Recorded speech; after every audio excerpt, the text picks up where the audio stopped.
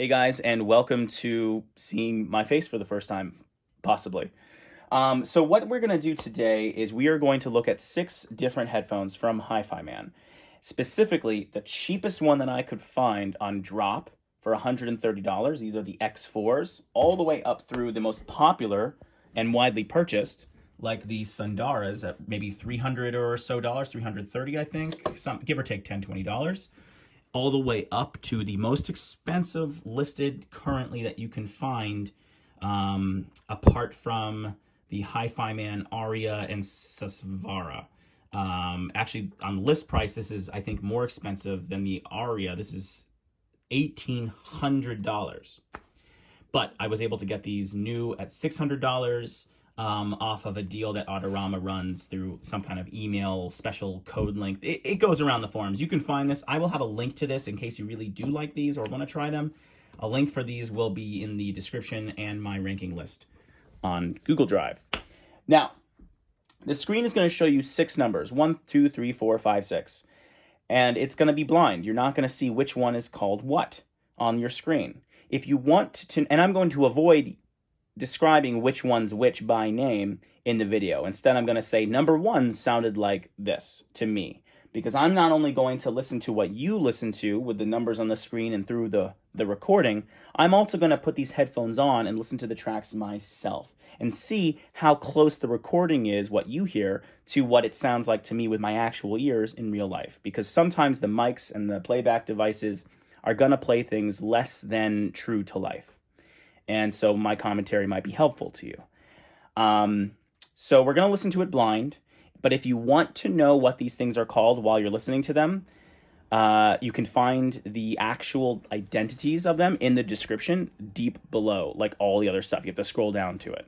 But please, I recommend listening to it blind first. And then after listening to everything, if you want to listen to it back again, knowing the names of the things, then I recommend opening up the description. But try once first, just blind.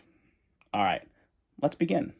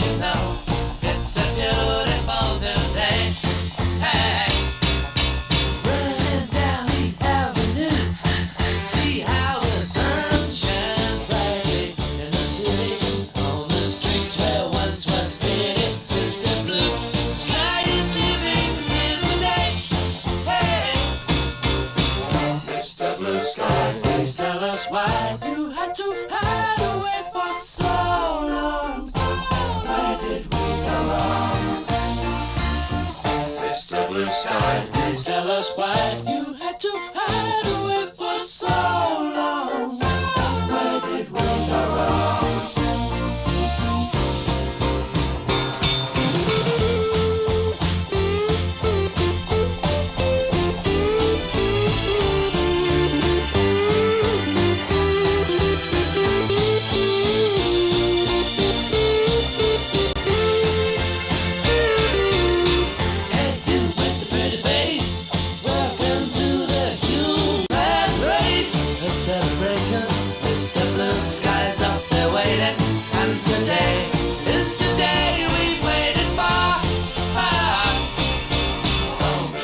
Sky, please tell us why you had to hide away for so long.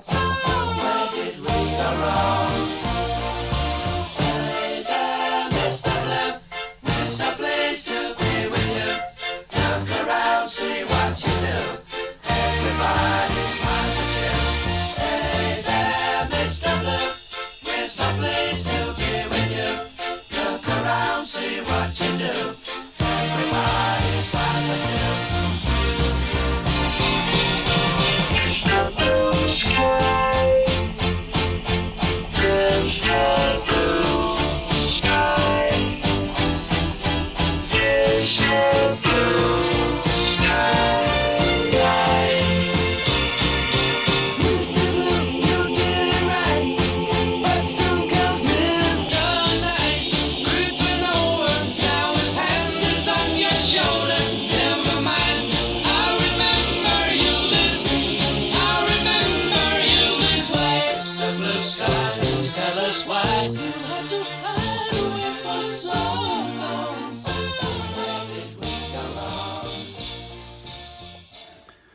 Okay, wow, that's a fingerprinty screen if I've ever seen one. So, my thoughts listening to them blind. Again, I'm not going to name them. I'm going to really try. It's really hard. I want to pick one up and be like, this one sounded like that wonderful number, whatever. But no, I have to keep it blind for you.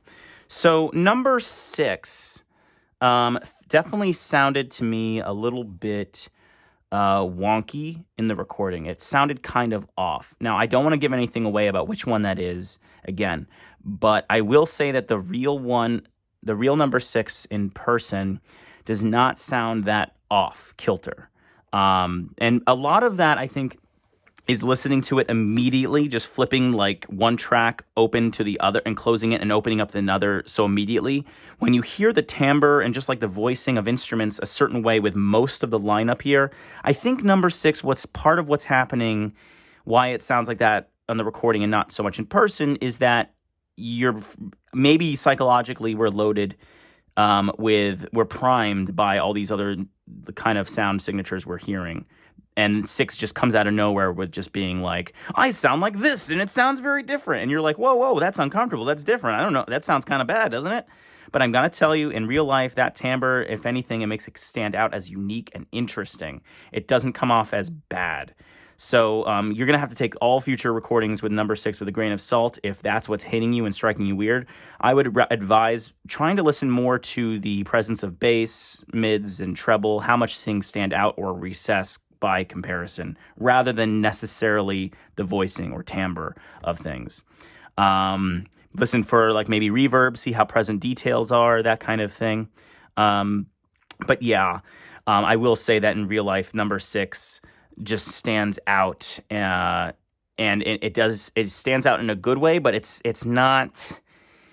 I was surprised at how good 4 sounded, right? I mean, a huge part of that was because 4 played right after number 3. And number 3, can we all just agree? Can we all agree that number 3 sounded like hot, warm garbage? I'm sorry, Hifiman. I'm sorry. Please, don't ban me from ever trying to review units. Please send me the most expensive stuff. I'm sure it's great. But, sometimes tuning isn't you go for something. Hey, you made a risk. You tried something. Hey, yeah. You tried to make something that sounded very warm, but it was disappointing. And the thing is, it wasn't just disappointing on the recording. If anybody heard what I heard, number 3 was relatively muffled sounding compared to basically everything else presented, unfortunately. In real life, it doesn't sound so muffled as it does in the recording, but it's still, after you compare them both with your own ears, again, I'm pointing at random things because I can't tell you which one's which, but when you compare these two things in real life, it sounds relatively muffled, but it doesn't. If you put it on your head for the first time, it wouldn't sound terrible. But yeah, when you compare it to others, it's not my favorite. It is actually in real life not my favorite. I'm very inclined to just take it off of the comparisons because of how much I don't like it. But we're gonna keep it for a while, see if anything stands out differently. In terms of number 1, 2, and 4, so we talked about 3, talked about 6, 1, 2, 4, and 5. 1, 2, 4, and 5. I have not discussed yet. I would say 4 and 2 sound very close to me. 4 and 2, if you want to go back or wait till the next track, 4 and 2 sound very, very close. And I kind of gave it the edge with my real ears once they were so close in the recording and I tried them on myself. I kind of give the edge to number 2. It seems a little fuller. Number 4 is very bright and clear, but there's a fullness in number 2 that I'm missing just a tad bit. But I'm not sure. I could kind of go both ways. A little brighter. I might be inclined to enjoy the number 4 more, actually. The more I listen to it. I just don't know. It's a close tie. Number 1 just seems kind of there. Number 1 is good, but it's very kind of like good, but only just decent good. It's not trying to stand out as clear or very full and warm. It gets the job done. It gets the job done very well, but it's not like a favorite for any unique trait. Number 5 is interesting. Number 5 tries to go towards where number 3 goes. Number 5 is a little bit more muffled, but it's not like, I shouldn't even say muffled. It's more full sounding. It's a little more warmer. There's more going on in the low end. but I kind of miss the brightness of the 4 and number 2 so much that the number 5 kind of feels like not what I want anymore. All right, let's keep listening. Let's see what else happens.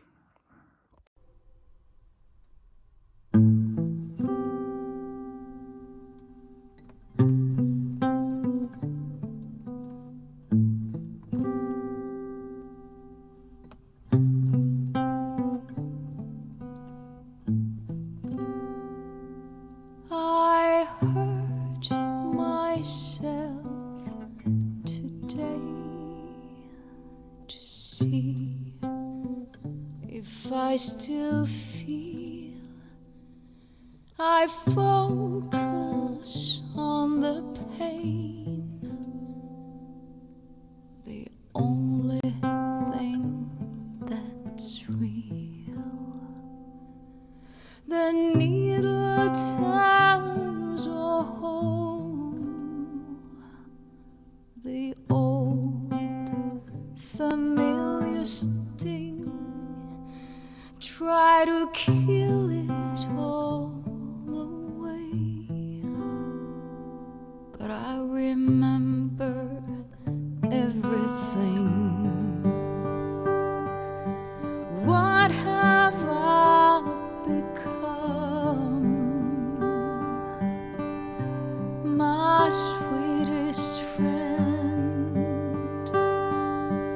Everyone I know goes away in the end, and you could have it all.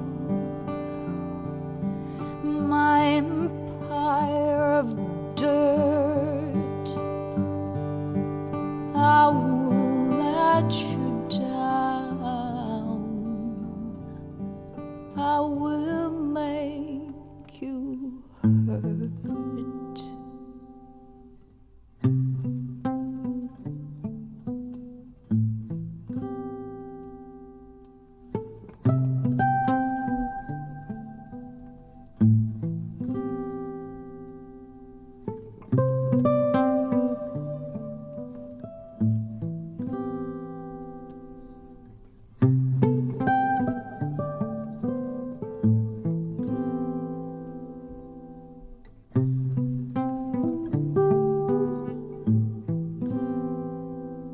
I wear this crown of thorns upon my liar's chair, full of broken thoughts I cannot repair. Beneath the stains of time, the feelings disappear. You are someone else. I am still right here. What have I become? My sweetest friend. Everyone I know goes away in the end, and you could have it all. My empire of dirt, I will let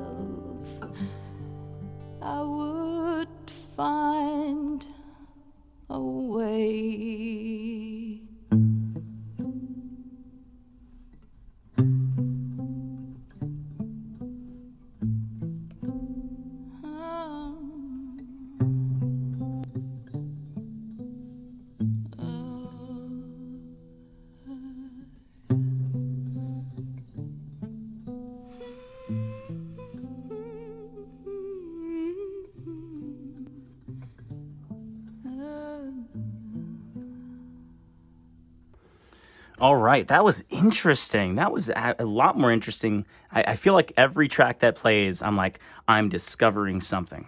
And that's cool. Number 5, definitely lost that one for me, actually. As soon as there was a moment, like about 2/3 of the way through or something like that, 3/4 of the way, 4/5, I don't know, choose your fraction with the high numerator. As soon as we were later in the song and there was some lone guitar plucking that could really be kind of focused in on, you could really hear how when it switched to 5, the plucks kind of became immediately recessed compared to what was being heard on 4 and 2 and 6. And 1 as well, actually. 1, 2, 4, and 6 all had great guitar plucks. Don't get me started on 3. I'm ignoring it. I'm pretending it doesn't exist. Number 5... sorry, number 3. Number 5, actually, just because of the guitar plucks alone being that kind of, it's too laid back. It's too laid back. I want to hear those plucks with those pristine, like, kind of qualities to them. And whether or not that's realistic or not, you know, a professional guitarist or somebody who plays with a guitar every day might actually be able to say, like, oh, in fact, Dan, that might even be closer to what I experience holding the guitar in my hand. It doesn't sound so pristine and clear. I honestly don't know because I don't play guitar myself. I've only listened to it in you know, recordings and live performances, and memory's a weird thing with audio and whatever. But number 5 seem to be weaker on guitar plucks. I don't know if you guys agree with me. Feel free to rewind, listen to it again, see if you can catch what I caught. You know, do you agree with me? Do you hear what I hear? Do you hear what I but 2 and 4 seem pretty good. And 2, there was moments where I was like, is 4 taking it a little too far again? I'm wondering if 2 is just the nice balance to kind of say, not as laid back as number 5, and certainly not as laid back and ridiculously laid back as number 3. But it's just, it seems again to be this just a ever so slightly notched down without losing the intimacy of the voices and the guitar, number 2. I'm really growing fond of number 2. And number 6 was interesting too. That was a pleasant surprise. Number 6, which initially sounded maybe more wonky or out of tune or something was weird in previous tracks, with this song, the Hurt cover, number 6 actually had a kind of intimate quality, if that's the right word for it. It was like the voices seemed kind of very close, and the guitars didn't lose anything either. So it was a nice you get everything you want situation. I have to kind of listen to it again, perhaps, on my own ears, just to double check on that. And number 1, it's like number 1 keeps sounding just as good. Sometimes I even wonder if it sounds the same as number 2s and 4 somehow. But there's something about it that just when it plays, it doesn't draw my attention. I don't know what it is. I think maybe it's just the recency effect. Maybe it's just when number 4 turns on, it's coming after something that's worse to my ear. Maybe 4 was coming after a 3 or a 5 or something. I don't remember. Or maybe I just have a bias loaded in at this point where I'm thinking 2 and 4 is better. I don't know. Maybe 1 is, but it's kind of like, you know, at this point, if 1, 2, and 4 are dramatically differently priced, I would recommend any one of them, whichever one's the cheapest.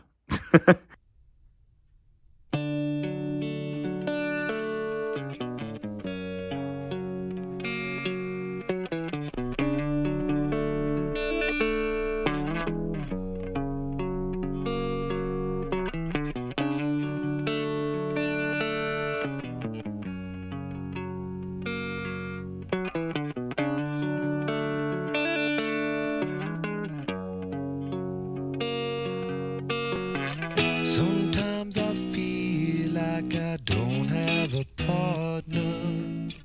Sometimes I feel like my only friend is the city I live in, the city of angel.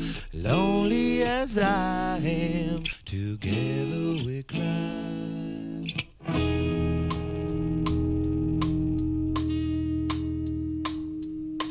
Drive on the streets 'cause she's my companion. I walk through the hills 'cause she knows who I am. She sees my good deeds and she kisses me when and I never worry. Now that is a lie.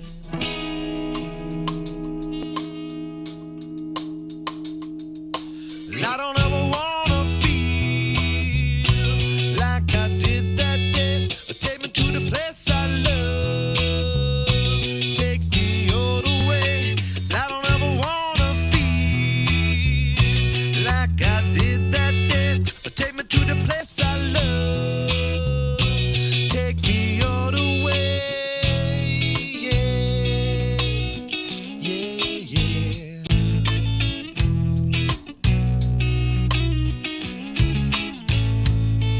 It's hard to believe that there's nobody out there. It's hard to believe that I'm all alone. At least I have her love to say that she loves me. Lonely as I am, together we cry.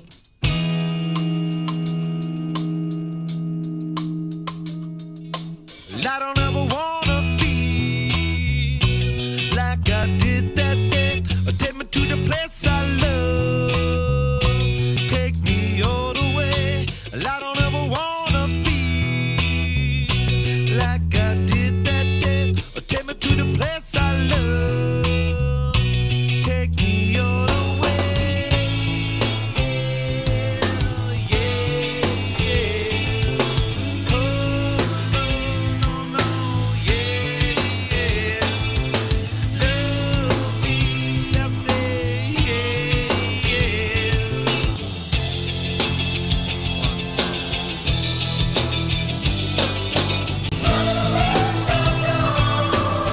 Is where I drew some blood. I could not get enough. Forgot about my love. I gave my life away.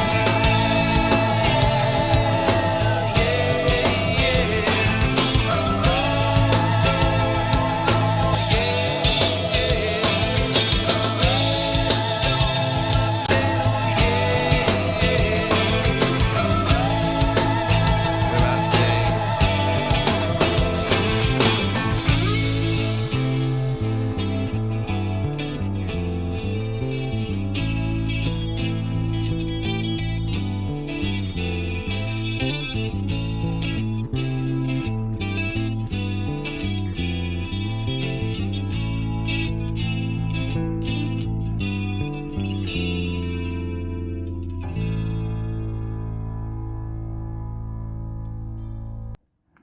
Under the Bridge by Red Hot Chili Peppers.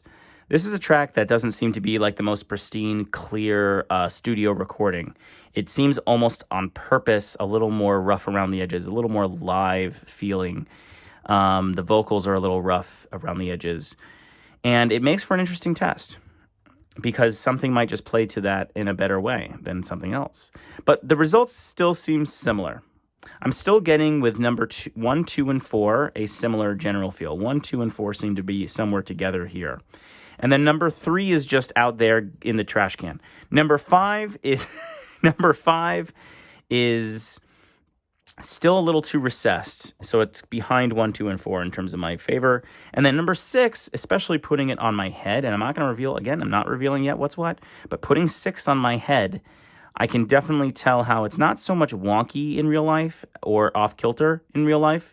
It's more just trying to do things just a little differently with the voicing. And the tones just come off a little different.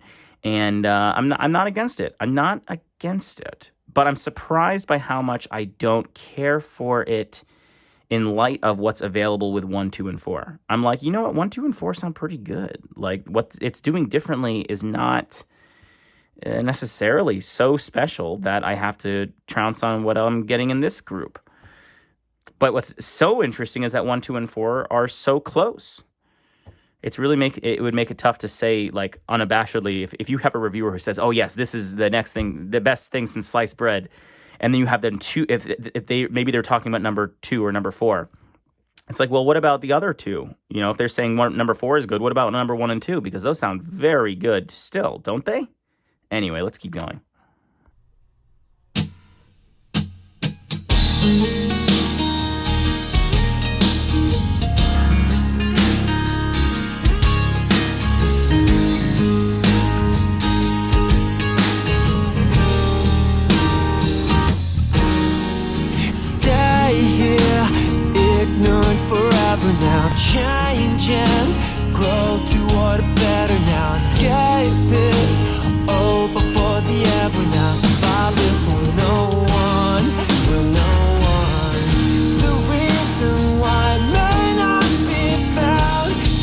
searching my confusion.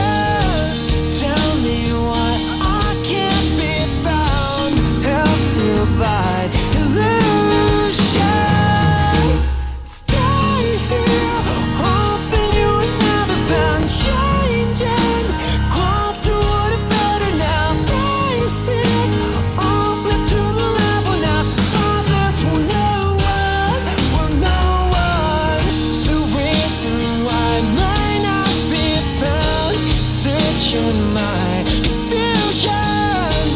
Tell me why I can't be found and help to decide.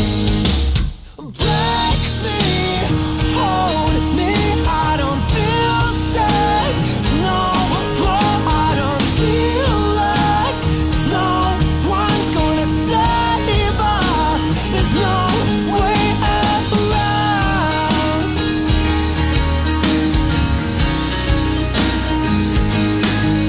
And I still see conscience overrides what I want you to say. Are we all the same way inside here? Are we all the same way inside?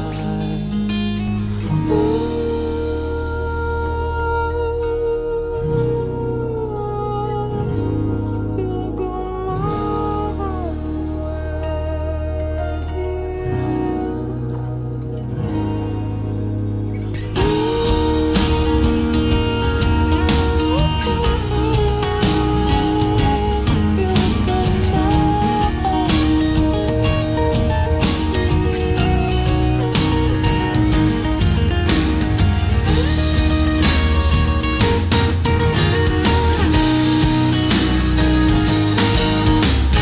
Break me, hold me, I don't feel safe.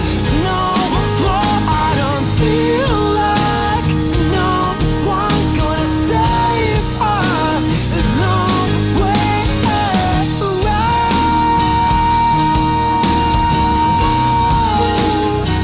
Don't tell me it's gonna be alright.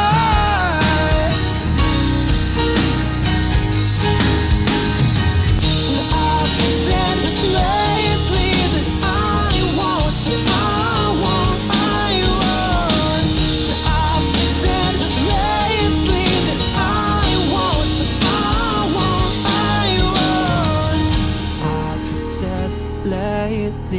I want, I've said lately that I want, I've said lately that I want.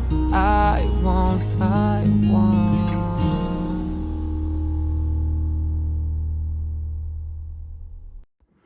All right. That is the last track to hear, and I have come to a conclusion.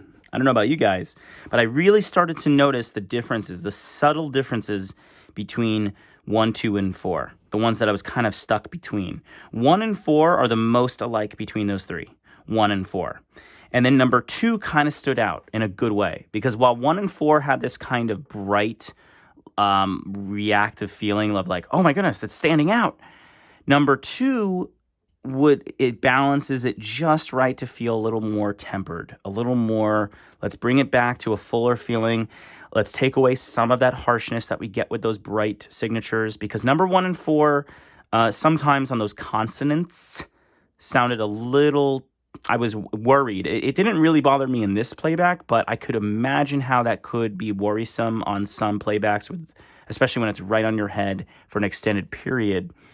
I kind of think 1 and 4 could be a tad too bright, but still sounding better for that brightness to my ear than everything else. Can I reveal it now? Okay, so I'm about to reveal it. Okay, if you don't want to be spoiled, if you want to press pause now and rewind and look in the description and look at them yourself before I say which one's what and which one's the best and whatever, go ahead and do that. I'm about to spoil. Okay, ready? All right. Let me show you. Number 6. It's not in order here, but this helps me remember because I know it's what here. Number 6 is the HE6se V2. The most expensive one was number 6. Okay? And I'm going to put them on the table in order of which I like them. Number 6, I think HE6se was about my middle of the road. Number 1 was the 400se V2. These were tied with, for me, with number 4. And number 4 was the X4. The X4, the cheapest one. These were tied at number 2 for me as my number 2 favorite gear. Number 1's going to be over here. Number 2 headphone. Let's start with the worst ones before we reveal my favorite. Number 5 on the blind playlists was the Sundara. Number 5 was the Sundara. You can tell it's got that fuller signature. It was doing something different than a lot of the lineup, and people like that. But for me, it recessed it a bit too much. I liked it a little less than the others. Number 3, the god-awful muffled sounding mess on the recording, but in real life, sounding not that muffled, but it still sounds way too recessed. That is the 5XX. Number 3 was the drop partnership 5XX. And my number 1, the only thing left, is the 4XX. That was number 4 in the blind, or number 2 in the blind test. Hifiman HE400se. This is a drop partnership headphone. My new number 1 Hifiman recommended headphone based on not just what you heard on the recordings from home, but how it sounded on my actual head. They are bright, they're forward, but they're also got this fullness to them that dialed down just a little bit from that brightness and the harshness that you might get in the number 2 slot. So we got the X4XX for number 1. We've got the X4 and the 400se for my tied for number 2. It's interesting because the 400se is something like $30, $40, something like that more. I would really just recommend getting the X4s, save some money, but they're very similar in price. It's not a huge difference. But the real savings comes here when the cheapest stuff you can get is my favorite stuff. And then the most expensive thing is not the worst, but it is not my favorite. Interesting. Very interesting. Now, opinions do change. You can change out none of these pads are changed. These are all the default pads. So if you want to try to change out some pads and fiddle with something, you might find that maybe fiddling the pads with this, plus the opening up of the mesh screen, will give you something that you personally would put far above in number 1. And people have done that, okay? With mods, I would put this because of the openness that it creates. I would place it more in the number 2 area. Number 1, maybe, if you like the openness enough. But the tuning is still very similar to its original signature, and that's... And even with the pad swaps, which I also have on the modded one, it didn't sound terribly different to my ear. But your mileage may vary, your ears may vary. I do not disbelieve for a second that someone is going to prefer these more expensive ones as their number 1. But for me, in a blind test and really listening to these side by side again and again, I got to be honest, and I prefer the cheaper stuff now. I was really surprised by this, really. I was not expecting, because I have long liked these, and I still do on my head, but, you know, when I got the chance to try this other stuff, I was, when I let myself buy something cheaper, even after I own the more expensive thing, sometimes you will strike gold with the cheaper ones. Sometimes, not always, but it happened for me today. All right, guys, that's about it. If you have any questions or comments, please ask them in the description. I'll try my best to answer anything, maybe give you some more commentary. If you have, if you want me to try something that's not in the video, I'll try to listen to it in my free time and add a comment to reply to you what it sounds like in this scenario that you ask, whatever. I'm here to help you make a buying decision. Please like and subscribe, and consider supporting me on Patreon. It really helps provide more gear for future videos like these. See ya.